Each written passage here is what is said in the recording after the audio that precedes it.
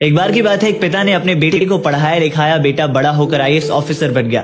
बेटा घर से दूर रहने लगा। एक दिन पिता अपने बेटे से मिलने के लिए उसके शहर गए।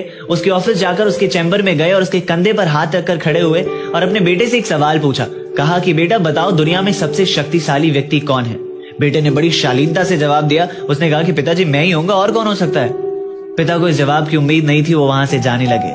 वो गेट पर आए और उन्होंने सोचा कि एक बार फिर से पूछता हूँ। वो एक बार फिर से अपने बेटे के पास गए और पूछा कि बताओ बेटा, दुनिया में सबसे शक्तिशाली कौन है? तो बेटे ने इस बार कहा कि पिताजी आप। पिता ने कहा कि अभी तो तुमने खुद को कहा, अभी मुझे कैसे कह रहे हो? बेटे ने कहा कि पिताजी उस वक्त आपका हाथ मेरे कंधे पर था, और जिस वक्त एक पिता का हाथ उसके बेटे के कंधे पर हो, वो दुनिया का तो सबसे शक्तिशाली व्यक्ति ही होगा ना। ये सुनकर पिता की आंखों में खुशी के आंसू आ गए। वो कहते हैं ना कि बड़े नसीब वाले होते हैं जिनके कंधे पर पिता का हाथ होता है। जिंदगी के हर सपने पूरे होते हैं अगर पिता